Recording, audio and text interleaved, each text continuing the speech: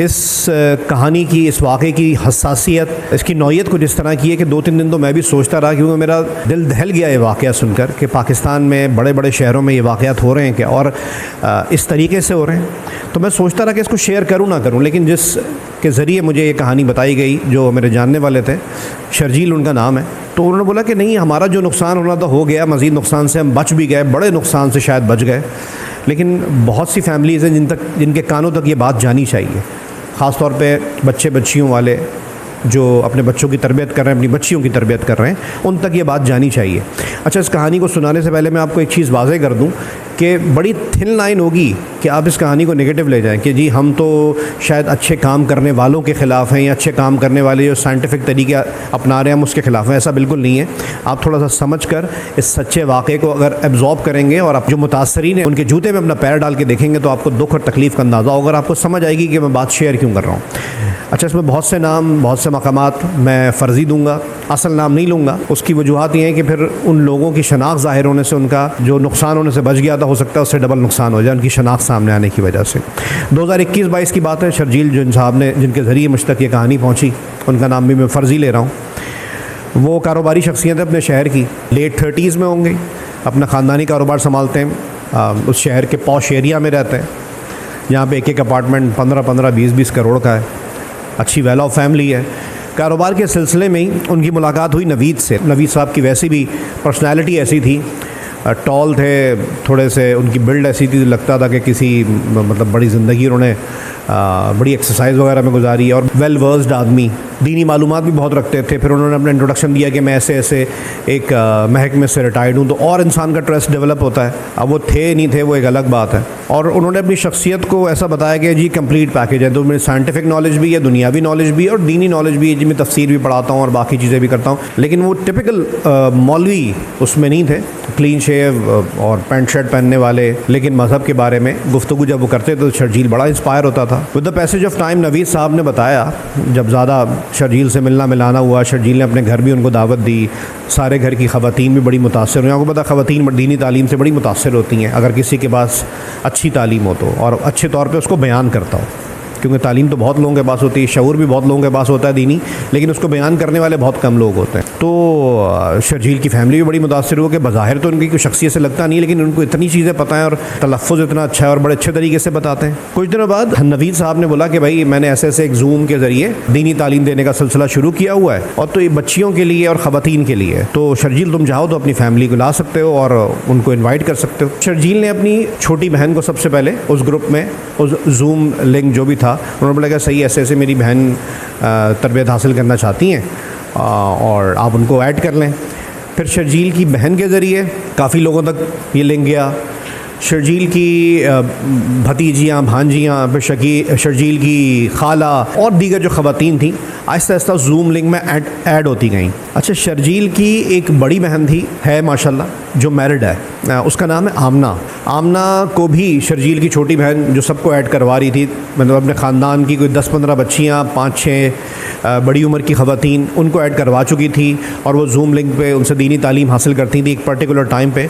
आमना को भी शर्जील की छोटी बहन ने बोला कि जी आमना, ये ऐसे ऐसे सिलसिला है, तुम बिज़ी बहुत होती हो। वो आमना वर्किंग लेडी है, लेकिन हमें दीन से कनेक्टेड रहना चाहिए। अच्छा, शर्जील का अपना भी जो घराना है, उनके माँ बाप ने बड़ी दीनी तालीम बचपन से हर इन्फॉर्मेशन दी है और सिखाया बच्चों को कि असल दीन क्या है, तो बहुत सी नॉलेज रखते थे, लेकिन वो बात है रिवाइज़ होते रहना बहुत ज़रूरी है। आमना भी, उसने बोला कि सही है मैं कनेक्ट हो जाऊँगी। एक दिन उसको जूम लिंक भेजा गया, आमना ने बोला कि मैं आज की क्लास लूँगी। जूम लिंक भेजा गया, आमना उस जूम लिंक के ज़रिए कनेक्ट हुई, तो उसका इंट्रोडक्शन हुआ नवीद साहब से। नवीद साहब की बातें सुन के वो भी बड़ा मुतासर हुई। क्लास वगैरह हो गई। क्लास ख़त्म होने से पहले नवीद साहब ने जूम लिंक में एक बात बोल दी कि ये तमाम ख़वातीन और बच्चियाँ जो नई ऐड हुई हैं, वो एज़ पर रूल अपना व्हाट्सएप नंबर इसमें ड्रॉप कर दें, या मेरा ये नंबर है, इस पर मुझे मैसेज कर दें।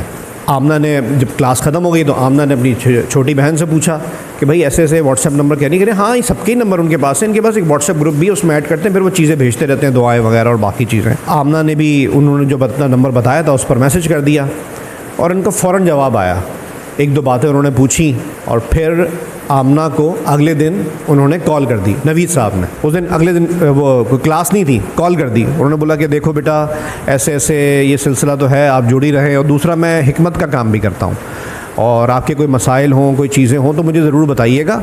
मैं हकीम भी हूँ और मुख्तलिफ़ नौइयत के ख़ास तौर पर ख़वातीन रिलेटेड जो मसाइल होते हैं उसका इलाज मेरे पास होता है। मतलब मुझे तब भी ज़रूरत नहीं है, लेकिन अगर ज़रूरत होगी तो मैं आपसे इसका तज़किरा कर दूँगी। अच्छा, आमना बहुत कम कनेक्ट होती थी इन क्लासेस में, लेकिन जब भी जूम लिंक मिलता था उसको वो ऑन एंड ऑफ कनेक्ट हो जाती थी। फिर अब व्हाट्सएप एक ग्रुप बना था, उसमें भी कनेक्ट हो चुकी थी, और अलग से नवीद साहब उसको चीज़ें भेजते भी रहते थे। 2-3 क्लासेस और ली, नवीद साहब की फिर कॉल आती है और बोलते हैं कि देखो बेटा आप बहुत अच्छा आप सुनती होगी। उन्होंने चीज़ें पूछी, मैंने उस दिन ये बताया था, उस दिन ये बताया था, देखो तुम्हें क्या लगा, तुम्हारा क्या फ़ीडबैक है और तुम्हारी इस बारे में क्या अंडरस्टैंडिंग है।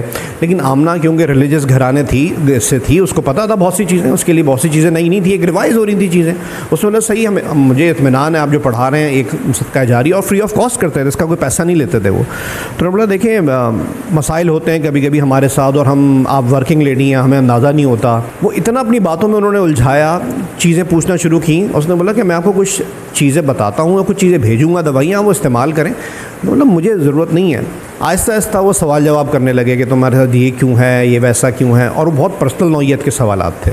उस दिन तो बात ख़त्म हो गई। आमना ने फिर अपनी बहन को कॉल की, कह रही यार वो मुझे मतलब समझ नहीं आ रही, मुझसे बड़े पर्सनल नौइयत के सवालात कर रहे थे जो मैं क्या बोलूं, और वो हर बात को हंसी मजाक में टाल देते हैं। और फिर उनकी शख्सियत, जारी बात है वो आमना यूँ भी बात कर रही थी कि जी हमें तो जी तालीम दे रहे हैं, ये रिस्पेक्ट वाला उनसर आ जाता है। तो आमना की छोटी बहन ने बोला नहीं इनका मिजाज है ऐसा, और बहुत सी लड़कियाँ हमारे ग्रुप में ऐसी हैं हमारी ख़ानदान की जो इनसे दवाई ले भी रही हैं। अब किसी को मसला है, किसी को नहीं है, और ज़्यादातर जो बच्चियाँ थी ना वो 15 से 20 के दरमियान या फिर 30+, ये 2 कैटेगरीज ज़्यादा थी। और ऐसी एज की बच्चियों को ख़ास तौर पे माँ बाप यूँ भी डाल देते हैं कि जी अच्छा ज़रा दीन के करीब रहेंगे, क्योंकि एक बिगड़ने की भी उम्र होती है। 1-2 दिन बाद आमना की फिर उनसे फ़ोन पर बात होती है। अच्छा, वो मैसेज पे पहले बात करते हैं, फिर बात बढ़ाते बढ़ाते कि जी वो फिर फ़ोन कर दिया उन्होंने, और इस बार उनके सवालात रेड लाइन क्रॉस करके थे कि जी आपके अपने शौहर से ताल्लुकात कैसे हैं और ये और वो।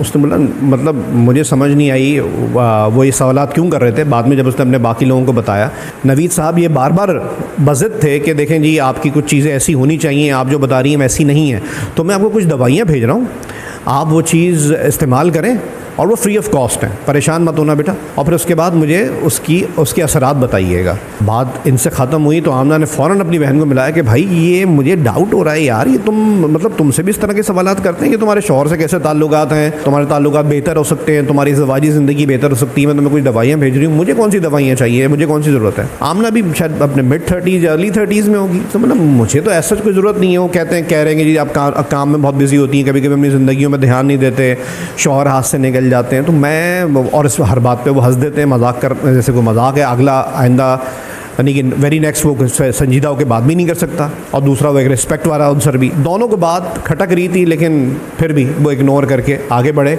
2-3 दिन बाद आमना ने अपने घर का एड्रेस दे दिया था, आप चाहें तो जी भेज सकते हैं।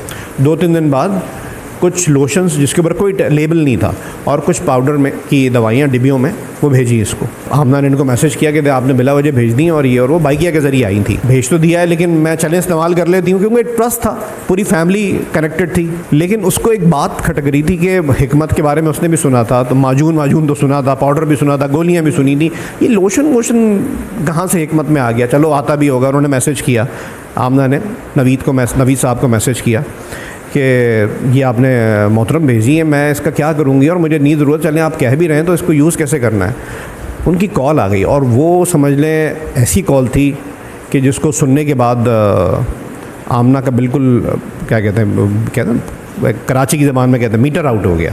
वो बता ही रहे कि मैं खुलकर नहीं बता रहा, क्योंकि फैमिलीज़ आप सुनती हैं, जिन लोगों तक ये बात पहुंचनी है उम्मीद है कि वो समझ जाएंगे कि जी ऐसे ऐसे आप इनको अपर उसमें आप अप्लाई करें, वो शेप देगा ये लोशन, और ये पाउडर खाने से आपके ये चीज़ें बेहतर होंगी, वो चीज़ें बेहतर होंगी।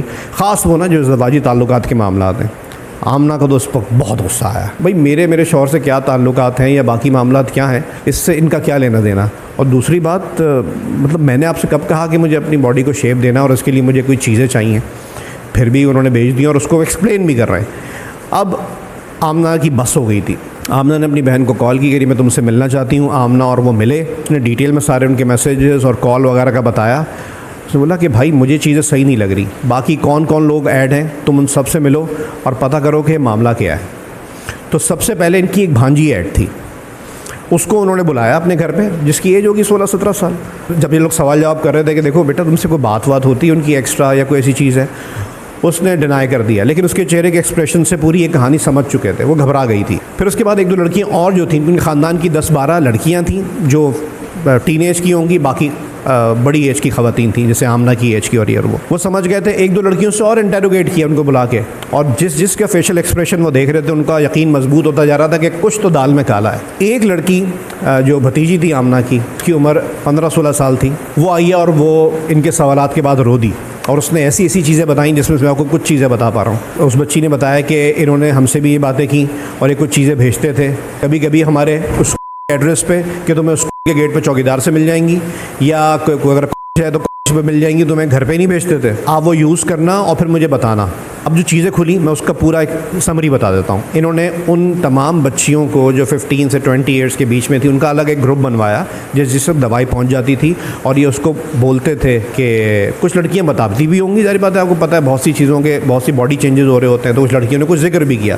फिर कभी किसी बच्ची को किसी माँ बाप ने डांट दिया तो वो उस फेज़ में आके कोई कंधा मिल जाता तो वो चीज़ जिक्र कर दी, तो उसका इलाज भी उन्होंने लोशन में और पाउडर में डाल दिया कि उसका इलाज भी तुम्हारा उससे होगा। फिर वो ये कहते थे कि तुम्हारी, अब आजकल की बच्चियों को ये भी है ना कि हम ज़रा फिट नज़र आएँ, और कुछ चीज़ें कुछ बच्चियाँ जेनेटिकली होती हैं, कुछ नहीं होती, वो उन चीज़ों को नहीं समझ पाती, तो उनको उस एंगल से घेरना कि तुम्हारी उस चीज़ को बेहतर करेगा। और आप इमेजिन करें, ना सिर्फ वो बच्चियाँ वो चीज़ें इस्तेमाल कर रही थी और उसके असरात क्या पड़ रहे हैं क्या नहीं पड़ रहे, उसकी तस्वीर भी आप समझ सकते हैं, उसकी तस्वीर भी उस ग्रुप में वो लड़कियाँ शेयर कर रही थीं। और बहुत कुछ था कि लिमिट कोई नहीं थी। फिर उनसे जो कन्वर्सेशन कर रहे थे इंडिविजुअली और उस ग्रुप में, वो ऐसी थी कि जो नवीद साहब का बिल्कुल ईवल चेहरा था, और ये सब कुछ दीन का कंधा लेके वो कर रहे थे। उनकी शख्सियत में चीज़ नहीं थी। क्यों उस ख़ानदान को यकीन आया, क्या हिप्नोटाइज़ किया था उन्होंने शर्जील को और बाकी पूरे ख़ानदान को, क्या अपनी बातों के ज़ेरे असर लिया था कि वो यहाँ तक, यानी कि आधे ख़ानदान को वो असरअंदाज कर चुके थे। आमना ने और इसकी बहन ने तो बीड़ा उठाया कि हमने इस चीज़ को टैकल करना है। उन्होंने ख़ानदान के बड़ों को बिठाया, मर्दों को बिठाया गया, शर्जील को बिठाया गया। शर्जील ने पूरी बात बताई कि मुझे तो ऐसे ऐसे मिले। सबको बहुत गुस्सा आया, सारे मर्द मिलके इनसे एक तरह से डील करने के लिए और फिर मुताल्लिका इदारों में कंप्लेन करने के लिए आमादा हो गए। ये बात कोई 5-6 महीने चली, लेकिन इसका नतीजा क्या निकला, उन साहब ने इन लोगों को एक तरह से इस चीज़ पर इनके जहन बना दिए थे कि मेरा जी फ़लानी जगह से ताल्लुक़ है, जो उन्होंने बताया था ना कि मैं वहाँ से रिटायर्ड हूँ और मेरा तो कोई बाल भी बीका नहीं कर सकता। वो बदमाशी पे आ गए ना। और फिर ये ढके छुपे अल्फाज में कि जी अगर तुम कहते भी हो तो सारी तस्वीर तो मेरे पास है, फिर देख लो क्या हो सकता है। ये एक पूरा वाक़या है, इसमें और बहुत सी चीज़ें जो मैं बयान नहीं कर रहा, और पाकिस्तान के एक बहुत बड़े शहर का वाक़या है। 3-4 चीज़ें जिसमें आप सब लोग कमेंट्स में ज़रूर बोलेंगे जी मुताल्लिका महकमे में जाना चाहिए था और बाकी चीज़ें थी, लेकिन इसमें कुछ चीज़ें जिसका हम जिक्र नहीं करते। हम क्या बच्चियों को एक कॉन्फिडेंस देते हैं कि बेटा तुम अगर किसी के साथ अपनी मर्ज़ी से या तुम्हारे साथ बाय फोर्स अगर कुछ गलत होता है तो तुम माँ के पास आ जाओ या बाप के पास आ जाओ। हम तो बच्चियों को शुरू से डांटते हैं, तुम्हारी वजह से हुआ है, थपेड़ मार दी, तुम वजह होगी। अगर बच्ची को किसी ने बाहर कुछ कहा भी है तो तुमने दुपट्टा नहीं पहना होगा। जब आप बच्चों को कॉन्फिडेंस ही नहीं देंगे तो वो बच्ची जो आके रोई थी 2-3 बच्चियों के बाद, जो एक भतीजी इनकी आके रोई थी, वो बच्चियाँ पहले ही अपनी माँ बाप के पास चली जाती हैं। और ये एज, आप बच्चियों को फ़ोन पर कभी फेसबुक पे, इंस्टाग्राम, स्नैपचैट पे अकेले नहीं छोड़ें। ये बहुत आपकी पेरेंटिंग का बहुत अहम जुज़ होना चाहिए कि आप अपनी मॉनिटरिंग में चीज़ें करवाएं। बच्चे अगर यूट्यूब पे कोई वीडियो भी देख रहे हैं या लूडो गेम भी खेल रहे हैं, वो भी आपकी मॉनिटरिंग में, सुपरविजन में होना चाहिए। वही कह रहा हूँ, बड़ी थिन लाइन है कि आप लोग समझने लगेंगे कि मैं अच्छा काम करने वालों को बुरा कह रहा हूँ। ये बहुत थिन लाइन होगी कि अगर आप अपनी कुन जहनी की वजह से ये बात समझें उस तरीके से। मैं ये नहीं कह रहा, मैं ये कह रहा हूँ कि हमारे मज़हब का, हमारे दीन का सहारा लेके जो लोग अपनी हैवानियत को, अपनी नफ्सी मामलात को पूरा करने के लिए हमारे दीन का सहारा ले रहे हैं, उनकी छितरौल होनी चाहिए। छितरौल होने के लिए मुताल्लिका इदारों में जाएं। मुताल्लिका इदारों के लिए तमाम बच्चियों की एक लाइन लगेगी, उनकी तस्वीर का रिकॉर्ड जाएगा, बाकी मामलात होंगे। 2021-22 की बात है, आज बहुत सी बच्चियों के घर बस गए, कुछ के बसने वाले होंगे, कुछ माएँ बन गई होंगी। क्या जब उनके पास इदारों से नोटिस आएंगे, वो पेशियों पे जाएंगे तो उनके शौहर माजी की इनकी गलती को किरदार कशी करेंगे, उनको एक लड़की होने का ताना दे के छोड़ देंगे। ये असरात होंगे हमारे, क्योंकि लड़कों की भी तरबियत नहीं है। शायद 1% हो जो इस चीज़ को समझ सकें। मैं सोसाइटी का मर्द हूँ, मेरी तरबियत नहीं इस तरह मुझे लगता है, पूरी सोसाइटी मिलकर तरबियत करती है ना, सिर्फ माँ बाप नहीं होते। और दूसरी चीज़, भाई आप बच्चों के करीब रहें। तीसरी चीज़, वो एक जगह का नाम ले रहे थे कि मैं वहाँ से कनेक्टेड हूँ, तो हमारे लोगों में भी हमारे लोग इतने डाढ़े होने चाहिए कि सही आप वहाँ से कनेक्टेड हैं, हम वहाँ के सबसे बड़े को लिखते हैं और फिर उनसे पूछते हैं कि क्या वो इस चीज़ में साथ देंगे। हमारे लोग इंप्रेशन से, मैं पुलिस में हूँ, मैं फ़लाने से हूँ, मैं फ़लाने इदारे से हूँ, उन्होंने तो खैर बहुत ही ऊपर की बात कर दी थी, वो हम ये बातें सुन के ना खामोश हो जाते हैं और कभी कभी अपने बच्चों के मामलात में भी खामोश हो जाते हैं। वो इन तमाम चीज़ों का फ़ायदा उठा के आज भी कहीं अपनी हैवानियत कर रहा होगा। अच्छा, वो शख्स उस शहर में अकेला रहता है, बगौल उसके बच्चे और बीवी मुल्क से बाहर रहते हैं और मैं मुल्क से बाहर जाता रहता हूँ। वो अपनी पर्सनैलिटी को, अपनी चिकनी चुपड़ी बातों को, फिर टूटे फूटे इल्म को इस्तेमाल कर रहा है इतनी चीज़ों के लिए। आमना का शक एक वजह से और भी हुआ था जो मैं आपको बताना भूल गया। आमना एक मजहबी घराने से, इन्होंने बीच में जूम मीटिंग में और बाकी चीज़ों में जो क्लासेस लेते थे वो बातें शुरू कर दी थी जिसका इस्लाम में ज़िक्र ही नहीं है, सिर्फ़ और सिर्फ लेओवर करने, सिर्फ़ और सिर्फ क्या कहेंगे उसको, अट्रैक्ट करने के लिए लोगों को दूसरी तरफ, क्योंकि हम एक इस्लाम की मॉडरेट फॉर्म भी चाहते हैं ना, वो उस तरफ ले जाने की बात कर रहे थे। हालांकि इस्लाम की कोई मॉडरेट फॉर्म नहीं है, इस्लाम अपनी शक्ल में बरकरार है। जो नबी पाक के बाद उसका वो ख़त्म हो गया, नबी पाक तक अल्लाह ताला ने जो हमें पैगामात देने थे वो ख़त्म कर दिए, उसके बाद नहीं है। वो अपनी तरफ से कुछ चीज़ें ऐड करने की कोशिश करते थे, तो आमना को शुकूक व शुबहात तो उस वक्त से शुरू हो गए थे। आप सब लोगों में से बहुत से लोग, शायद 50-40% ये लोग कहेंगे उस बंदे का नाम लो, तुम बुज़दिल हो। भाई मैं नाम ले लूँ, मैं फैमिली का भी नाम ले लूँ, उन बच्चियों की गारंटी आप लोगे? मतलब उन बच्चियों के साथ क्या होगा? हमारा सोशल स्ट्रक्चर क्या है? और हमारे सोशल स्ट्रक्चर को, पाकिस्तान को आप हर चीज़ में कोसते हैं, पाकिस्तान की FIA पुलिस बाकी इदारों को आप कोसते हैं। एप्स्टीन कराची में हुआ था या लाहौर में हुआ था। वेस्ट जिसकी तकलीद हम लोग करना चाहते हैं, अपने बच्चों को वहाँ पढ़ने भेजते हैं, 2 दहाइयों तक बच्चियाँ वहाँ बाबों के हाथों इस्तेसाल का शिकार होती रहीं और फिर केस सामने आया, केस भी क्या सामने आया, उस शख्स को सज़ा नहीं मिल सकी। तो ये वो चीज़ है जिसका हल तो वेस्ट के पास भी नहीं है। UK में क्या हो रहा है, ग्रुप केसेस जो हो रहे हैं, तो उसका हल तो वहाँ भी नहीं है। इसका हल सिर्फ एक ही है कि हम कच्चे जहनों के ऊपर सवार रहें, अपनी सुपरविज़न रखें किसी भी मामले पर। वैसे तो चलें सोशल मीडिया में तो अब सुपरविज़न होनी ही चाहिए, अगर कहीं ऐसे पाक साफ मामले भी हैं ना, उसमें भी सामने रहें, क्योंकि मामलात बहुत टेढ़े हैं। आपका इस बारे में क्या फ़ीडबैक है? कमेंट सेक्शन में ज़रूर दीजिएगा। बहुत शुक्रिया।